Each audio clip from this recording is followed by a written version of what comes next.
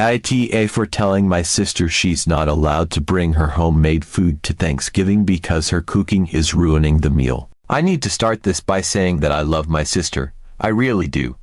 She's one of those people who has a heart of gold and would go to the ends of the earth for you if you needed her. She's the one who remembers everyone's birthdays, the first to volunteer to babysit when someone needs help, and the person who organizes family game nights just to bring everyone together. She's that person, and I truly appreciate her for it. But she cannot cook, and when I say she can't cook, I don't mean she's just bad at it or that she occasionally burns something. No, my sister approaches cooking like she's on one of those experimental chef reality shows, but instead of creating avant-garde masterpieces, she produces disasters every single time.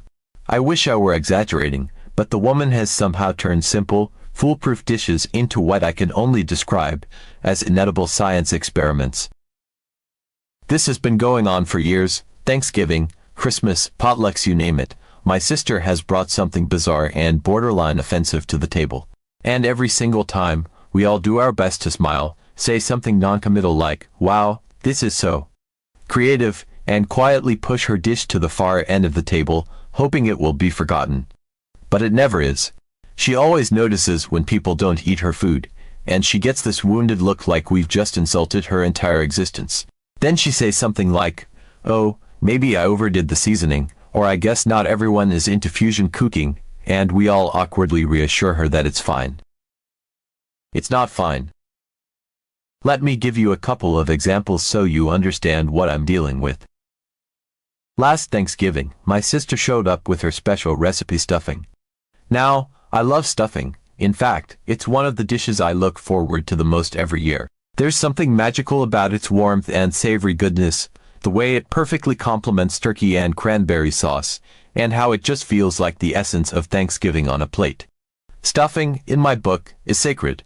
It doesn't need innovation, it's already perfect. But my sister, she decided stuffing needed a modern twist, as she called it. I'll never forget the moment she proudly walked in, holding her dish like it was a trophy, and announced that her stuffing was not your grandma's stuffing, if only it had been. Her special recipe included cinnamon, cardamom, nutmeg, and God help us all raisins in stuffing. It was as if someone had dared her to turn a beloved savory side dish into a confused, spice rack-abusing dessert. The first warning sign came when she uncovered the dish, and a faint, oddly sweet aroma wafted through the air. Stuffing should smell rich and hearty, with the comforting fragrance of herbs like sage and thyme. Instead, hers smelled like someone had dumped a loaf of gingerbread into a bucket of stale bread cubes. The texture was another disaster entirely. Stuffing is supposed to be moist but not soggy, with just the right balance of softness and crispiness from the toasted top layer. My sister's version, dry, like Sahara Desert dry. I'm not sure what went wrong. Maybe she didn't use enough broth, or maybe the raisins somehow absorbed all the moisture and refused to give it back. Either way, taking a bite felt like chewing on a piece of cinnamon-flavored cardboard. It was so bad that I had to take a sip of water just to keep from choking. And the flavor, oh, the flavor. The spices were overwhelming, clashing horribly with the few remnants of traditional stuffing seasoning she'd attempted to include. It tasted more like an overly ambitious gingerbread recipe gone wrong than anything remotely resembling stuffing. And the raisins were just the cherry on top of this culinary nightmare, providing random bursts of sickly sweetness that only made the whole experience worse. Nobody ate it, not even my dad, who prides himself on being the family vacuum cleaner, finishing whatever food gets left behind. He's the kind of person who can find something to appreciate in any dish, no matter how questionable, but even he couldn't do it. I saw him take one small bite, pause for a moment with a strained expression, and then quietly push the plate aside. The dish sat there, untouched, a sad little heap of brown and raisins that seemed to grow more depressing with every passing minute. Meanwhile, my mom's classic stuffing, perfectly seasoned, moist, and comforting, was disappearing faster than you could say seconds. My sister didn't seem to notice the glaring disparity in popularity, but the rest of us were exchanging knowing glances across the table. The year before that was her infamous green bean casserole. Now, green bean casserole is another Thanksgiving classic, simple, reliable, and almost impossible to mess up. At least, That's what I thought. But leave it to my sister to turn a foolproof dish into a culinary horror story. She decided to make it healthier, because apparently green beans weren't healthy enough on their own. Instead of using the traditional cream of mushroom soup as a base, she swapped it out for coconut milk. And instead of crispy fried onions on top, she used almond flour as some kind of alternative crumb topping. The result? A lumpy, chewy concoction that bore no resemblance to green bean casserole as we know it. The texture was the first red flag. It wasn't creamy or smooth, it was thick, gluey, and somehow chewy. I didn't even know a vegetable casserole could be chewy until I encountered this monstrosity. And the flavor? It was like eating green beans dipped in sweetened condensed milk. The coconut milk added an odd sweetness that clashed horribly with the savory nature of the dish, while the almond flour topping just turned into a soggy, gritty mess. Every bite was a confusing combination of too sweet and not quite right. I remember looking around the table and seeing everyone subtly grimacing as they tried to swallow their first and only bites.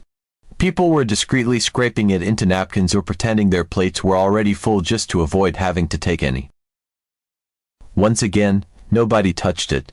It became the dish of shame, sitting there on the table as a silent testament to my sister's well-intentioned goal, and nobody eats it. The pattern is as predictable as it is exhausting, and yet she somehow never picks up on the fact that her contributions aren't exactly appreciated.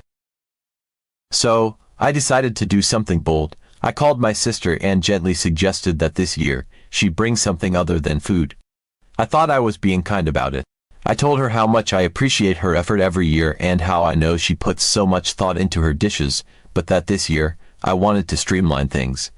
I suggested she bring wine, soda, or even flowers, things that are always appreciated and can't possibly go wrong. She did not take it well. The moment I brought it up, her tone shifted. She asked me, "Are you saying you don't want me to cook?" And I could already hear the hurt in her voice. I tried to explain that it wasn't about her, it was about keeping things simple and cohesive. I even told her how much work I was putting into hosting and how I just wanted to take some of the pressure off her. But she wasn't having it. She said I was being controlling and shutting her out of the family gathering. Then she hit me with, "Thanksgiving is about everyone contributing, not you deciding what's acceptable." I was stunned. I didn't know how to respond. I told her that everyone appreciates her effort, but that I thought this would be easier for everyone and still let her be part of the celebration. She doubled down, saying I was making her feel like she wasn't good enough and that I was ruining Thanksgiving. Then came the kicker. "Well, I'm bringing my green bean casserole whether you like it or not."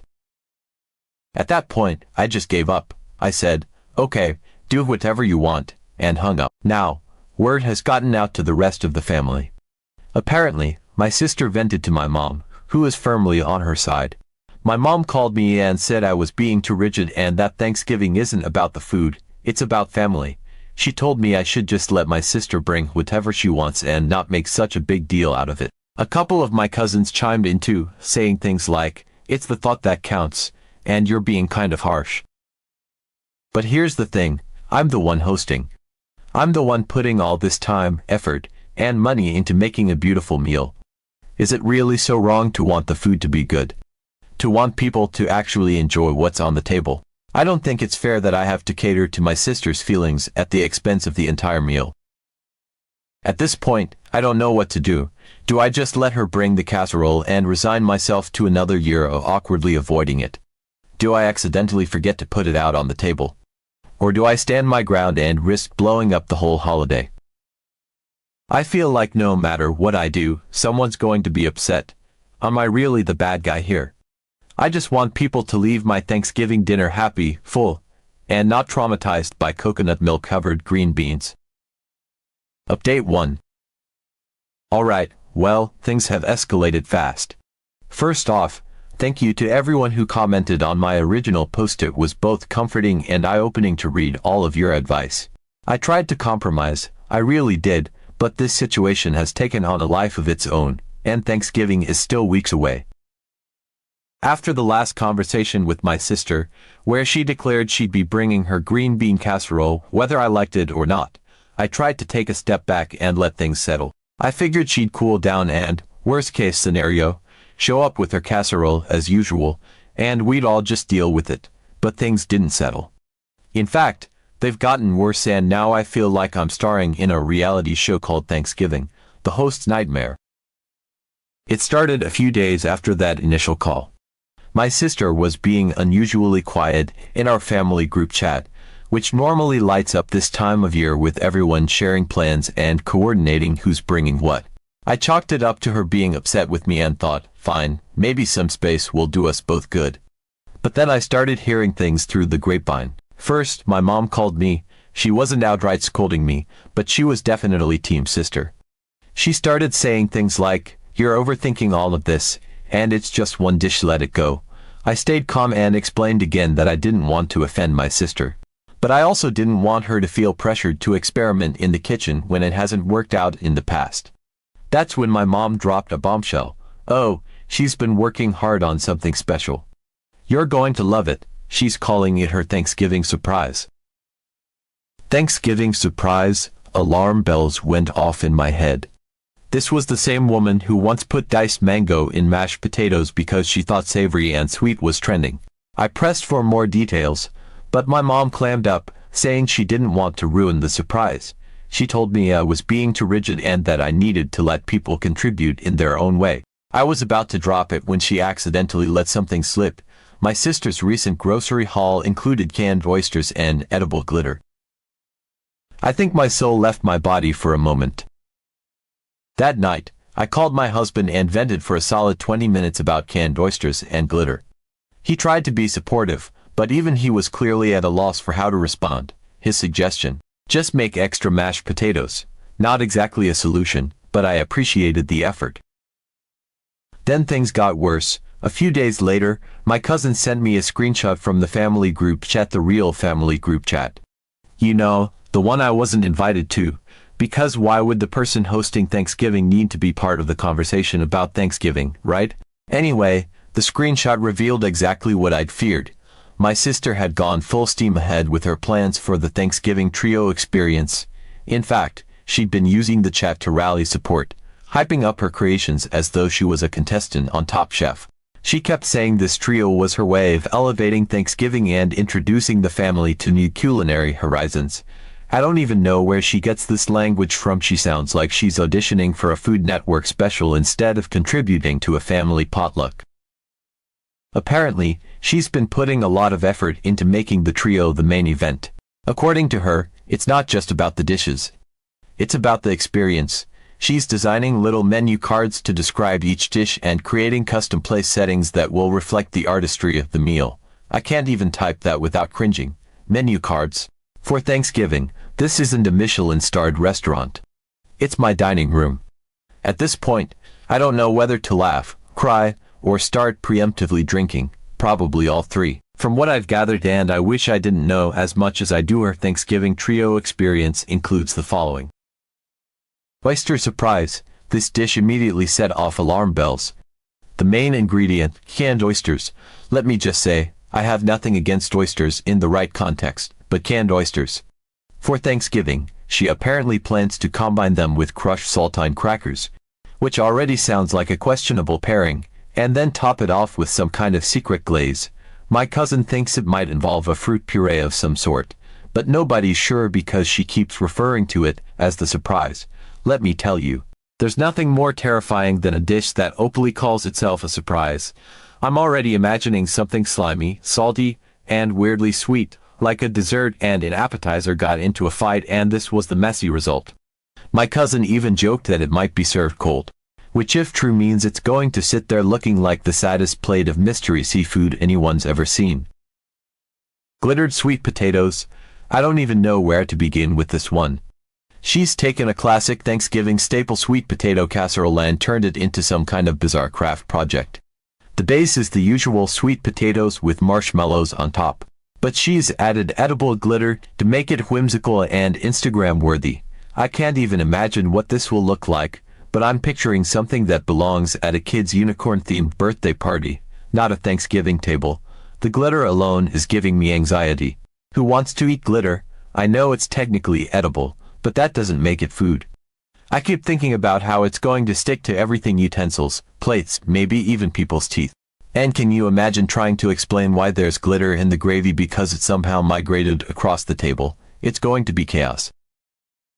Fusion pumpkin tartlets. The final piece of her trio is what she's calling fusion pumpkin tartlets. At first, I thought this sounded semi-normal. I mean, pumpkin tartlets, that's not too out there. But then I read the description. She's making them with a savory twist, which apparently involves goat cheese and chili flakes. Goat cheese and pumpkin, together, and then adding chili flakes on top.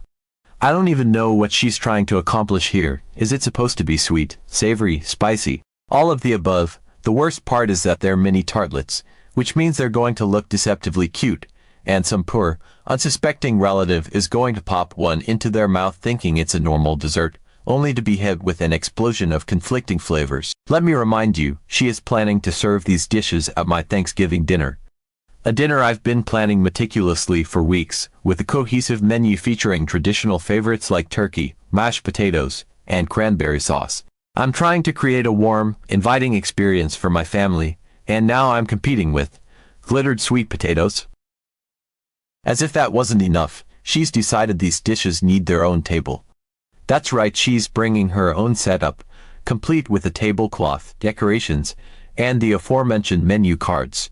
She's essentially staging a pop-up restaurant in my dining room, and I'm supposed to just smile and roll with it. At this point, the family is split.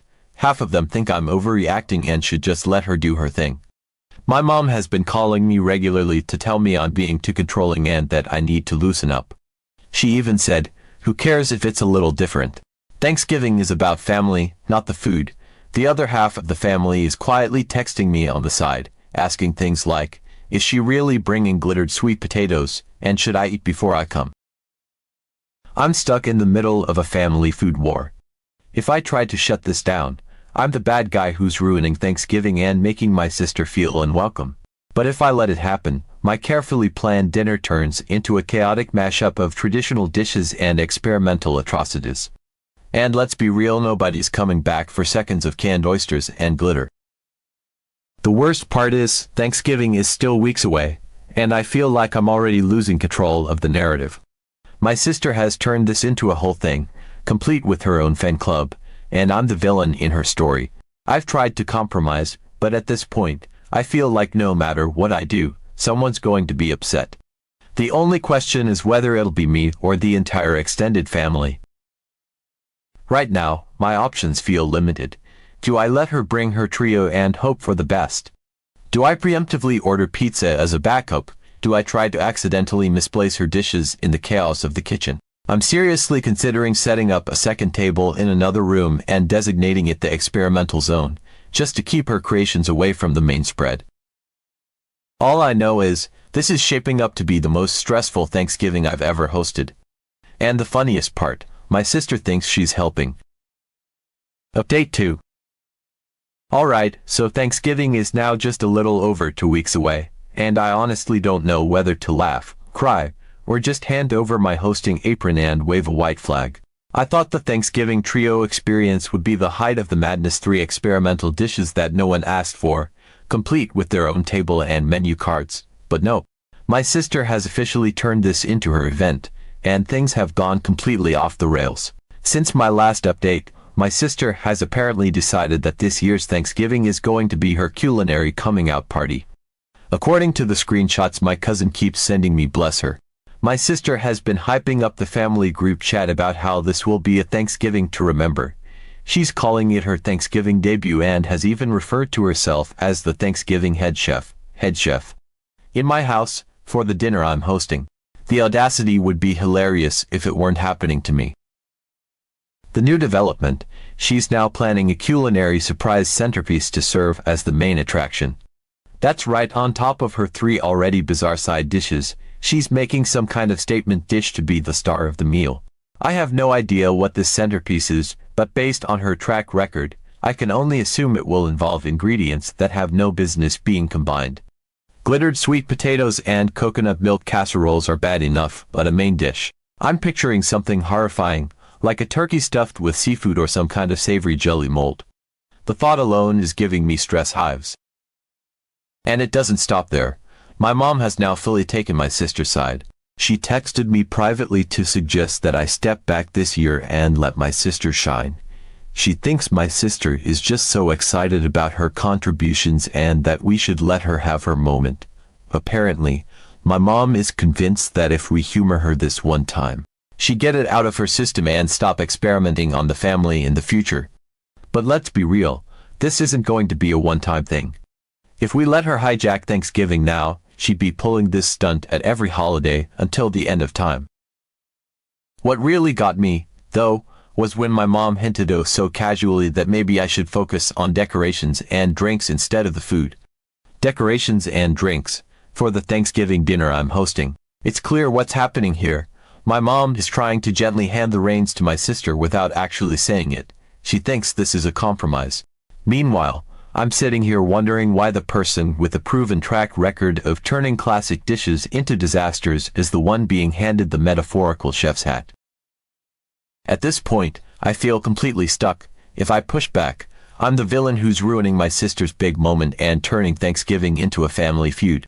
But if I let her take over, I'm essentially giving up on the nice, cohesive dinner I've been planning for weeks and subjecting everyone to her culinary experiments. And let's be honest, there's no way she's going to stick to a cohesive theme. My carefully planned menu of turkey, mashed potatoes, and cranberry sauce is going to be gate-crashed by glittery side dishes and whatever monstrosity she has planned as a centerpiece. And it's not just my mom. Other family members are starting to chime in, too. A few people in the group chat are openly cheering her on, saying how fun and creative her ideas sound. One of my aunts even said she's looking forward to trying something new, easy for her to say, since she's not the one hosting. On the flip side, I'm still getting side texts from the more reasonable family members who are quietly horrified. My cousin sent me a message that just said, "I heard glitter turkey, please tell me this isn't real." I have no idea if she's joking or if glitter is actually part of the centerpiece, but honestly, nothing would surprise me at this point. The worst part is that Thanksgiving is still 2 weeks away, and the drama just keeps escalating. I tried talking to my husband about it, but he's in full don't rock the boat mode. His suggestion: maybe we just let her do her thing and focus on making sure the other food is really good. I know he's trying to keep the peace, but the thought of my sister's glitter-covered sweet potatoes sitting next to my perfectly roasted turkey is making me physically ill. At this point, I don't even know what to do. Do I let her bring her Thanksgiving debut to life and just hope for the best? Do I confront her and risk turning the entire holiday into a family showdown? Or do I preemptively sabotage her efforts by accidentally forgetting to set out her dishes? The last option is looking more tempting by the day, but I know it's only going to make things worse in the long run. The funniest part, my sister probably thinks she's doing everyone a favor. She's convinced that her artistic contributions are going to elevate Thanksgiving to some kind of high-class culinary event. Meanwhile, the rest of us are just praying she doesn't serve us anything with glitter, canned oysters, or chili flake pumpkin tarts. So here I am, stuck in the middle of what's shaping up to be the most chaotic Thanksgiving ever. I wanted a nice, traditional dinner where everyone could relax and enjoy themselves. Instead, I'm hosting what feels like a cross between a cooking competition and a family intervention. Thanksgiving hasn't even happened yet, and I'm already exhausted.